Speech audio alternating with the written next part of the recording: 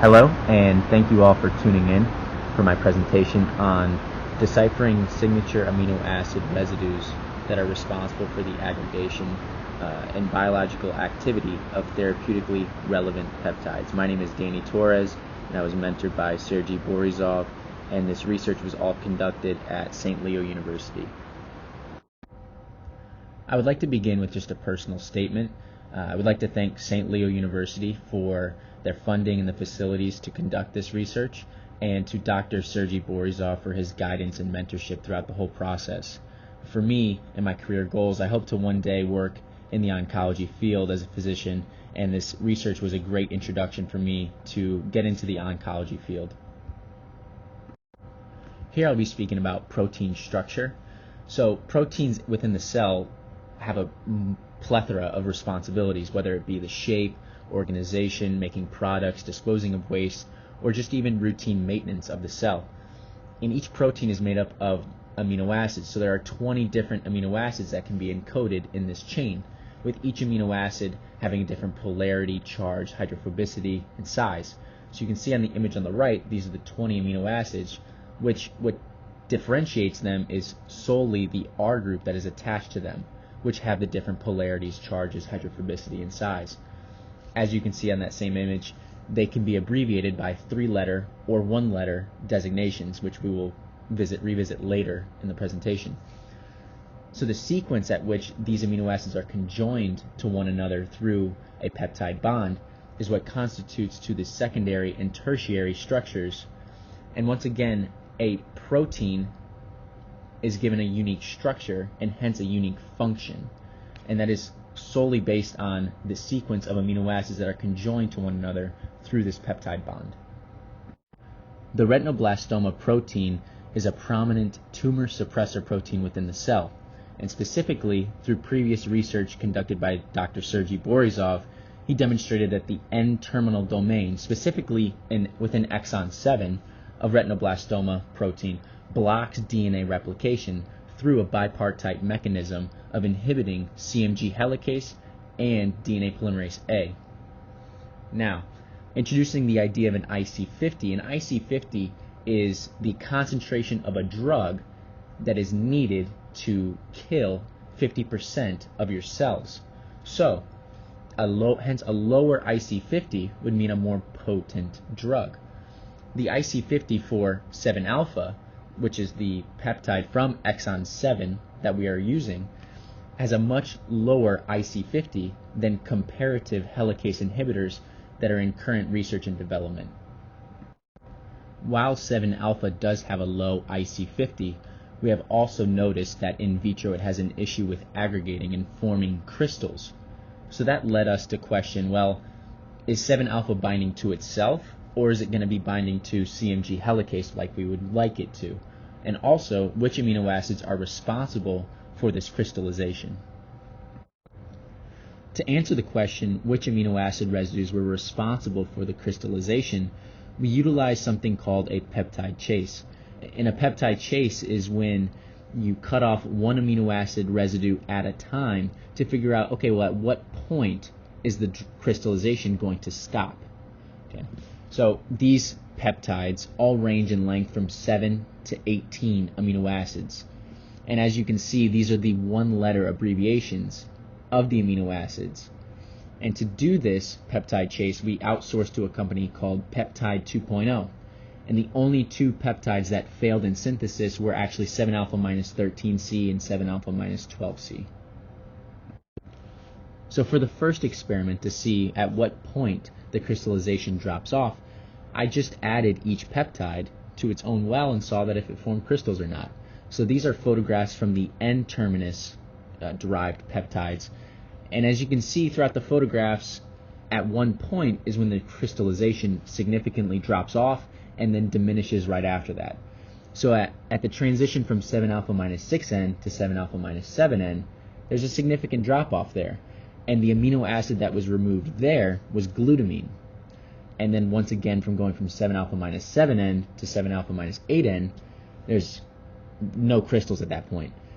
And the amino acid that was removed at that point was leucine. Now these photographs are from the C-terminus peptides, and they were treated just the same way as the N-terminus peptides. So at these images you can see that once you transition from 7-alpha minus 11C to 7-alpha minus 10C, there's no more crystals. And so the amino acid that was removed at that point was once again leucine. In an effort to quantify the amount of crystallization that we are seeing, we purchased a kit through a company called Enzo that puts a number to how much crystallization is actually occurring. And as you can see, when we transition from 7-alpha minus 6C to 7-alpha minus 7C to 7-alpha minus 8C, that's when we see the greatest drop-off in crystallization. Thus, this implicates glutamine and leucine again as key players in this crystallization. On the C-terminus region, we see a significant drop-off again from 7-alpha minus 11C to 7-alpha minus 10C. This once again implicates leucine. So this data truly corroborates our previous findings and reinforces that idea.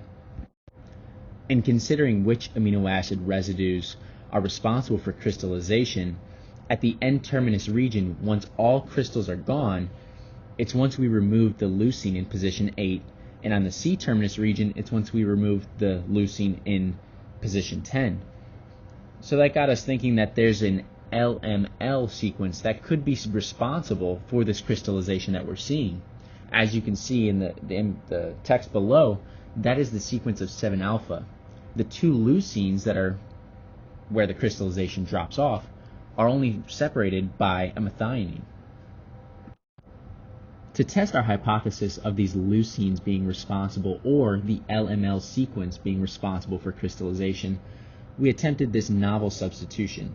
And to do this, we utilized a protein modeling program called Yasara. So within Yasara, you can model interactions within a peptide. So as you can see on the images on the right, these were generated within Yasara. The 7-alpha image, you can see that there is 3 interactions between the leucine that is in question, and it's interacting with phenylalanine, valine, and cysteine. 2 of those 3 are hydrophobic amino acids.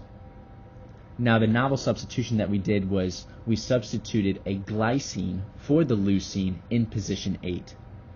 At that point, there were only 2 interactions with methionine and glutamine, which those are not hydrophobic amino acids.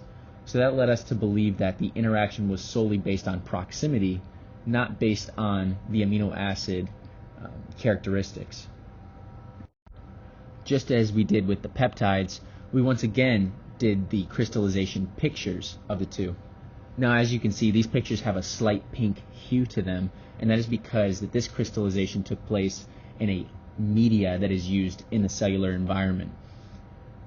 As you can see, 7-alpha once again had crystals, which was as expected, and L8G had virtually no crystals, if not very small crystals.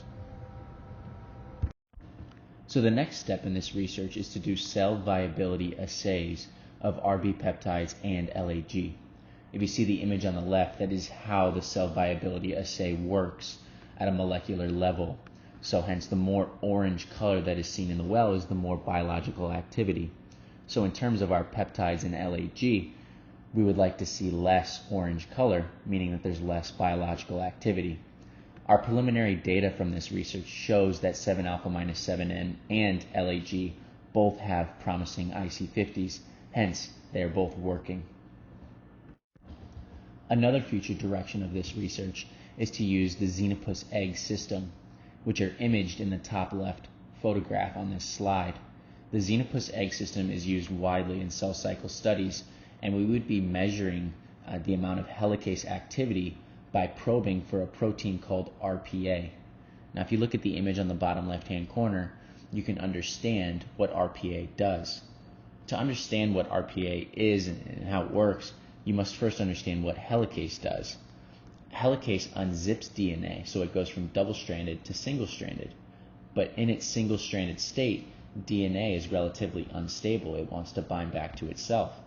So what RPA does is it binds to single-stranded DNA to ensure that it does not continue to bind back to itself. Hence, if there's more RPA protein, that means that there's more helicase activity. You can see at the images on the bottom of the screen, we did a Western blot probing for this RPA protein. In the controls, you can see that there's a lot of RPA protein. So what we would like to see is less RPA protein in our sample. As you can see, 7-alpha minus 7N still has a lot of inhibitory effects on helicase, which is why there's less RPA protein.